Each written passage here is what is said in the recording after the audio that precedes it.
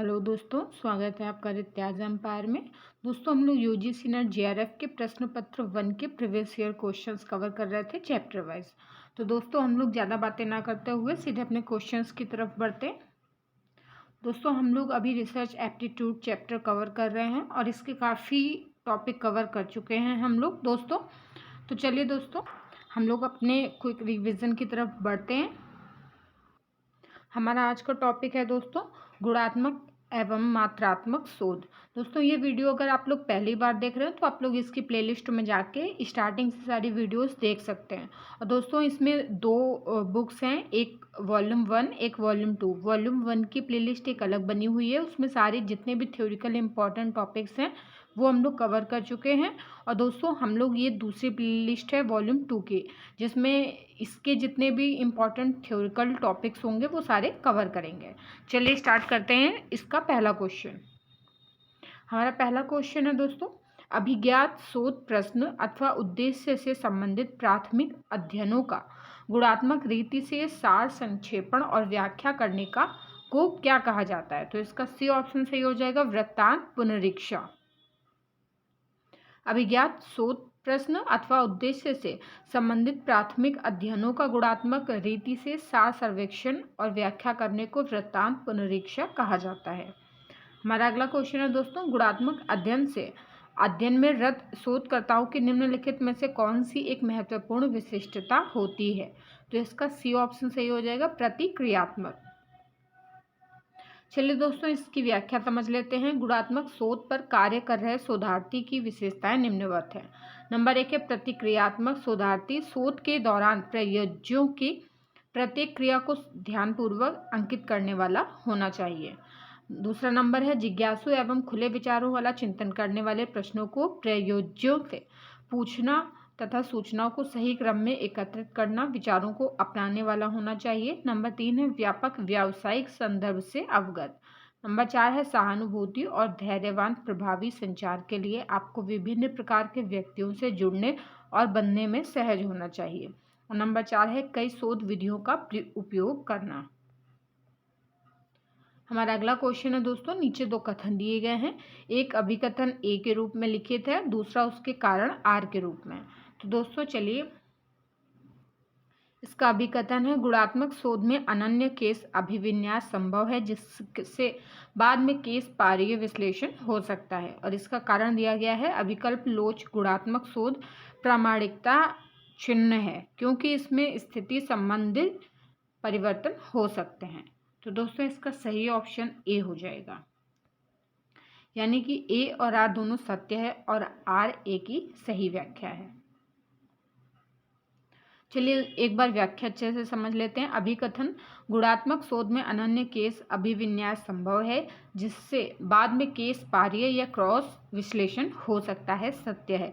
अभिकल्प लोच गुणात्मक शोध प्रामाणिकता चिन्ह है क्योंकि इसमें स्थिति संबंधी परिवर्तन हो सकते हैं, ये भी सत्य है। और ये दोस्तों सही व्याख्या करता है। हमारा अगला क्वेश्चन है, नीचे दो कथन दिए गए हैं, एक को ए अभिकथन के रूप में और दूसरे को उसके कारण के रूप में। अभिकथन है निष्कर्ष का सामान्यीकरण केवल मात्रात्मक अध्ययनों में संभव है। और इसका कारण दिया गया है मात्रात्मक अध्ययनों में निगमनात्मक तकरना का उपयोग किया जाता है। तो दोस्तों, इसका सही ऑप्शन डी है, यानी कि डी ऑप्शन इसका सही हो जाएगा। ए और आर दोनों सत्य है और आर ए की सही व्याख्या नहीं है। चलिए इसकी व्याख्या समझ लेते हैं। निष्कर्ष के सामान्यीकरण को संभवतः मात्रात्मक शोध में स्वीकार किया जाता है, लेकिन गुणात्मक शोध में यह अधिक विवादास्पद है। अतः अभिकथन सत्य है, कारण भी सत्य है। मात्रात्मक अध्ययनों में निगमनात्मक तर्क का उपयोग किया जाता है और गुणात्मक अध्ययनों में आगमनात्मक तर्क का प्रयोग किया जाता है, किंतु कारण अभिकथन की व्याख्या नहीं करता है। हमारा अगला क्वेश्चन है दोस्तों, नीचे दो कथन दिए गए हैं। पहला कथन है यदि एक कतिपय सामाजिक समूह के विश्व दृष्टिकोण में रुचि रखते हैं, एक ऐसी गुणात्मक शोध रणनीति अधिमान्य हो सकती है जो सहभागियों की अपनी सामाजिक दूरियों की व्याख्या के प्रति संवेदी हो और कथन दूसरा है, यदि कोई शोधकर्ता किसी ऐसे विषय में रुचि रखता है जिस पर अतीत में बहुत कम या कोई शोध नहीं किया गया है तो मात्रात्मक शोध को नियोजित करना आसान हो सकता है, क्योंकि इससे पहले का साहित्य बहुत कम है जिससे सुराग मिल सके। तो दोस्तों इसका सी ऑप्शन सही हो जाएगा, यानी कि कथन पहला सही है किंतु कथन दूसरा गलत है, क्योंकि यदि शोधकर्ता की रुचि ऐसे विषय में है जिस पर अतीत में बहुत कम या कतई शोध नहीं हुआ है तो गुणात्मक शोध करना अधिक सुगम होगा। हमारा अगला क्वेश्चन है, निम्नलिखित में से कौन सा गुणात्मक शोध का एक उदाहरण है? तो दोस्तों इसका डी ऑप्शन सही हो जाएगा, आधारिक सिद्धांत परक शोध। चलिए इसकी व्याख्या समझ लेते हैं। आधारिक सिद्धांत शोध एक प्रकार का गुणात्मक शोध है तथा यह तथ्यों का संकलन एवं विश्लेषण करके किया जाने वाला शोध है। यह शोध उन सिद्धांतों पर कार्य करता है जिनका सृजन नहीं हुआ है। अगला क्वेश्चन है, नीचे दो कथन दिए गए हैं। पहला कथन है, वैज्ञानिक शोध परिकल्पनात्मक प्रस्ताव का व्यवस्थित, नियंत्रित, अनुभवजन्य और आलोचनात्मक अन्वेषण है। और कथन दूसरा है, गुणात्मक और मात्रात्मक शोधों के समग्र को परिभाषित करने की आवश्यकता नहीं है। तो दोस्तों इसका सही ऑप्शन सी हो जाएगा, यानी कि कथन पहला सत्य है लेकिन दूसरा कथन असत्य है। चलिए इसकी व्याख्या समझ लेते हैं। वैज्ञानिक शोध परिकल्पनात्मक प्रस्ताव का व्यवस्थित, नियंत्रित, अनुभवजन्य और आलोचनात्मक अन्वेषण है। गुणात्मक और मात्रात्मक शोधों में समस्त को परिभाषित करने की आवश्यकता होती है। हमारा अगला क्वेश्चन है, नीचे दो कथन दिए गए हैं। पहला अभिकथन ए के रूप में लिखित है और दूसरा उसके रीजन यानी कि कारण के रूप में। तो सबसे पहले अभिकथन पढ़ लेते हैं दोस्तों। अभिकथन है, वास्तविक परिवेश आंकड़ों के प्रत्यक्ष स्रोत हैं और शोधकर्ता गुणात्मक शोध का मुख्य उपकरण है। इसका कारण है, गुणात्मक शोध का उद्देश्य संदर्भ युक्त साधारणीकरण तक पहुंचने की बजाय वास्तविकता को अपेक्षाकृत रूप से अधिक प्रत्यक्ष रूप में चित्रित करना है। दोस्तों इसका ए ऑप्शन सही हो जाएगा, यानी कि ए और आर दोनों सही है और आर ए की सही व्याख्या है। वास्तविक परिवेश आंकड़ों के प्रत्यक्ष स्रोत हैं और शोधकर्ता गुणात्मक शोध का मुख्य उपकरण है। इस शोध का उद्देश्य संदर्भ युक्त साधारणीकरण तक पहुंचने के बजाय वास्तविकता को अपेक्षाकृत रूप से अधिक प्रत्यक्ष रूप में चित्रित करना है। गुणात्मक शोधकर्ता में ओपन माइंडेड, अवलोकनकर्ता, अच्छा श्रोता, संवेदनशीलता, अच्छा एवं तीव्र लेखक तथा नम्यता वाला होना चाहिए। अतः अभिकथन तथा तर्क सत्य है एवं तर्क अभिकथन की व्याख्या करता है। हमारा अगला क्वेश्चन है, मिश्रित विधि शोध के विरुद्ध आपत्तियां निम्नलिखित हैं।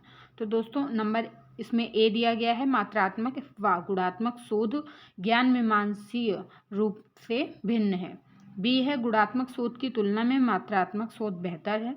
सी है, मात्रात्मक और गुणात्मक शोध के लक्ष्य भिन्न हैं। डी है, मात्रात्मक और गुणात्मक शोध की सत्ता मीमांसीय पूर्व धारणाएं भिन्न हो सकती हैं। ई है, मात्रात्मक और गुणात्मक शोध रूपावली अनुसार। तो दोस्तों इसका सही ऑप्शन सी हो जाएगा, यानी कि केवल ए, सी, डी और ई।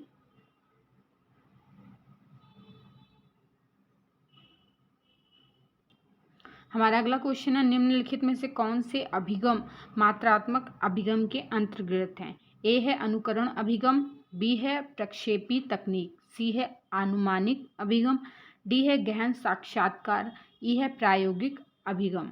तो दोस्तों इसका सही ऑप्शन ए हो जाएगा, केवल ए, सी और ई। चलिए देख लेते हैं एक बार व्याख्या। मात्रात्मक अधिगम के प्रकार अधोलिखित हैं: अनुकरण अभिगम, अनुमानिक अभिगम और प्रयोगात्मक अभिगम या प्रायोगिक अभिगम। अगला क्वेश्चन है दोस्तों, इसमें दो कथन या दो स्टेटमेंट दिए गए हैं। तो इसका पहला कथन है, गुणात्मक शोध प्रभाववादी और विषयनिष्ठ होता है, और कथन दूसरा है, परिमाणात्मक शोध में उपलब्धियों को सामान्यीकृत करने की उच्चतर स्तर की संभावना होती है। उपरोक्त कथनों के आलोक में दोस्तों जो नीचे इसमें विकल्प दिए गए हैं कौन से सत्य हैं? तो इसका बी ऑप्शन सही हो जाएगा, यानी कि कथन पहला और दूसरा दोनों सत्य हैं। चलिए इसकी व्याख्या समझ लेते हैं। गुणात्मक शोध प्रभाववादी और विषयनिष्ठ होता है वही परिमाणात्मक शोध में उपलब्धियों को सामान्यीकृत करने की उच्चतम स्तर की संभावना होती है। अतः दोनों कथन, पहला और दूसरा, सत्य है। गुणात्मक शोध और मात्रात्मक शोध दोस्तों एक बार अच्छे से समझ लेते हैं। यह शब्दों एवं उनके अर्थों पर आधारित होता है और मात्रात्मक शोध यह सांख्यिकीय आंकड़ों और संख्याओं पर निर्भर करता है। और गुणात्मक शोध यह विचारों एवं सिद्धांतों को विवरणित करता है दोस्तों, और यह सिद्धांतों और परिकल्पना के परीक्षण पर निर्भर करता है। इसमें कुछ प्रतिभागियों की आवश्यकता होती है और दोस्तों इसमें बहुत से प्रतिभागियों की आवश्यकता होती है। यह शोधकर्ता आधारित शोध होता है और यह प्रतिभागी आधारित शोध होता है। हमारा अगला क्वेश्चन है, नीचे दी गई विशेषताओं में गुणात्मक शोध की पहचान करें। दोस्तों ए दिया गया है, यह प्रतिभागी के परिप्रेक्ष्य से घटना के अवबोध से संबंधित है। बी है, इसमें यह माना जाता है सामाजिक कथ्य केवल एक वस्तुनिष्ठ यथार्थ से जुड़े होते हैं। सी है, शोधार्थी वर्तमान में भूतकालिक परिस्थितियों में निमग्न हो जाता है। डी है, शोधार्थी पूर्वाग्रह से बचने के लिए अपने आप को अध्ययन से दूर कर लेता है। ई है दोस्तों, इसमें प्रणाली एवं शोध प्रक्रिया दोनों में लचीलापन होता है। तो दोस्तों इसका सही ऑप्शन ए हो जाएगा, केवल ए, सी और ई। गुणात्मक अनुसंधान की विशेषता अधोलिखित है। नंबर 1 है, यह प्रतिभागी के परिप्रेक्ष्य से घटना के अवबोध से संबंधित है। नंबर दूसरा है, शोधकर्ता वर्तमान तथा भूतकालिक परिस्थितियों में निमग्न हो जाता है। नंबर तीसरा है इसमें प्रणाली तथा शोध प्रक्रिया दोनों में लचीलापन होता है। नंबर 4 है, किसी समस्या या परिस्थिति का वर्णन करना अनुसंधान के दृष्टिकोण पर निर्भर करता है। यह अनुसंधान अधिकांशतः विषयनिष्ठ होते हैं। नंबर 5 है, यह अनुसंधान समूह केंद्रित गहन अध्ययन, साक्षात्कार तथा दस्तावेजों की समीक्षा पर आधारित होता है। नंबर 6, सामान्यीकरण की संभावना कम होती है। हमारा अगला क्वेश्चन है, मात्रात्मक शोध प्रतिमान की अभिलाक्षणिक विशेषताएं क्या हैं? तो नंबर 1 है, यह प्राकल्पना निगमनात्मक है। नंबर दूसरा है, यह प्राकृतिक परिवेश पर केंद्रित है। तीसरा है, यह जनसंख्या अभिलक्षण के सामान्यीकरण को बल प्रदान करता है। नंबर चौथा है, यह लोगों की बड़ी संख्या से प्राप्त संख्यात्मक आंकड़ों पर बल देता है। नंबर 5वां है, साहित्य समीक्षा रखना गौण भूमिका निभाता है किंतु समस्या को न्याय संगत बनाता है। तो इसका ए ऑप्शन दोस्तों सही हो जाएगा, केवल 1, 3 और 4। मात्रात्मक शोध प्रतिमान संख्यावाचक तथ्य और सांख्यिकी के द्वारा कार्य करता है। यह प्राकल्पना निगमनात्मक है। यह जनसंख्या अभिलक्षण के सामान्यीकरण को बल प्रदान करता है। यह लोगों की बड़ी संख्या से प्राप्त संख्यात्मक आंकड़े पर बल देता है। हमारा अगला क्वेश्चन है, निम्नलिखित में से गुणात्मक शोध विशेषताओं की पहचान कीजिए। तो दोस्तों इसका ए ऑप्शन है, किसी समस्या को चुनना और केंद्रीय परिघटना का विस्तृत अवबोध विकसित करना। बी है, साहित्य समीक्षा का एक सूक्ष्म भूमिका निभाना परंतु समस्या को तर्कसंगत बताना। सी है, प्रवृत्तियों के विवरण के माध्यम से किसी शोध समस्या का वर्णन। डी है दोस्तों, पूर्व निर्धारित प्रश्नों वाले साधनों का प्रयोग कर बड़ी संख्या में लोगों से संख्यात्मक आंकड़े एकत्रित करना। ई है, कम संख्या में व्यक्तियों से शब्दों पर आधारित आंकड़े एकत्रित करना। तो दोस्तों इसका सही ऑप्शन पी हो जाएगा, यानी कि केवल ए, बी और ई। गुणात्मक शोध की प्रमुख विशेषताएं निम्न हैं। किसी समस्या को चुनता है और केंद्रीय परिघटना को विस्तृत समझ विकसित करता है। साहित्य समीक्षा की भूमिका इसके अंतर्गत अल्प होता है किंतु यह समस्या को तर्कसंगत बनाने में सहायक सिद्ध होता है। गुणात्मक शोध आंकड़ों पर अधिक निर्भर नहीं करता है, अतएव इसमें कम संख्या में व्यक्तियों से शब्दों पर आधारित आंकड़े एकत्रित किए जाते हैं। हमारा अगला क्वेश्चन है, गुणात्मक अनुसंधान के प्रमुख लक्षणों की पहचान कीजिए। ए दिया गया है, आंकड़ों के स्रोत के रूप में वास्तविक परिस्थितियां। बी है, मुख्य क्रियाओं के रूप में नियंत्रण, अवलोकन एवं उपाय। सी है, आंकड़े शब्दों एवं चित्रों का रूप लेते हैं। डी है, परिकल्पना बनाना तथा परिकल्पना का परीक्षण करना। ई है, परिकल्पना का निर्माण एवं परीक्षण। दोस्तों इसका ए ऑप्शन सही हो जाएगा, केवल ए, सी और डी। चलिए इसकी व्याख्या समझ लेते हैं। गुणात्मक अनुसंधान के प्रमुख लक्षण हैं वास्तविक परिस्थितियां आंकड़ों के स्रोत के रूप में काम आती हैं। आंकड़ों को शब्दों एवं चित्रों के माध्यम से एकत्रित किया जाता है। यह सहभागियों के परिप्रेक्ष्य के साथ संबंधित होती हैं। यह आंकड़ों अथवा समंक केंद्रित नहीं होती हैं। यह गुणों, चरित्रों, व्यवहार जैसे अमूर्त चीज़ों के अध्ययन में प्रयुक्त की जाती हैं। यह लचीली होती हैं, अर्थात शोधकर्ता को किसी नियमों के समुच्चय में बंद कर शोध कार्य नहीं करना पड़ता है। शोध की आवश्यकता के अनुसार यह शोध संरचना में फेरबदल कर सकता है। हमारा अगला क्वेश्चन है, नीचे दी गई सूची में से गुणात्मक अनुसंधान अभिकल्प की पहचान करें। तो नंबर 1 है सिद्धांत के प्रतिपादन हेतु व्यक्ति के साझा अनुभवों की तलाश करना। नंबर 2 है नियंत्रण हेरफेर लाना, प्रेक्षण तथा प्रभाव का मापन करना। तीसरा नंबर है यह एक समूह के लोगों की साझी संस्कृति की तलाश करना। नंबर 4 लोगों के जीवन का वर्णन करने के लिए व्यक्तियों की कहानियों की तलाश करना। और नंबर 5 है प्रतिदर्श से जनसंख्या तक सामान्यीकरण का चयन करें। तो दोस्तों इसका सही ऑप्शन ए हो जाएगा, यानी कि 1, 3 और 4।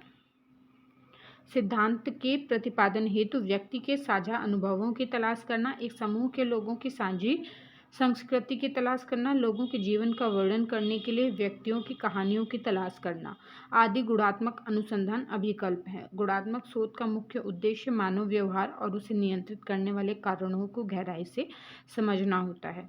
दोस्तों आज की वीडियो में इतने ही क्वेश्चंस कवर होंगे। इसके नेक्स्ट वीडियो में हम लोग आगे की क्वेश्चंस कवर करेंगे।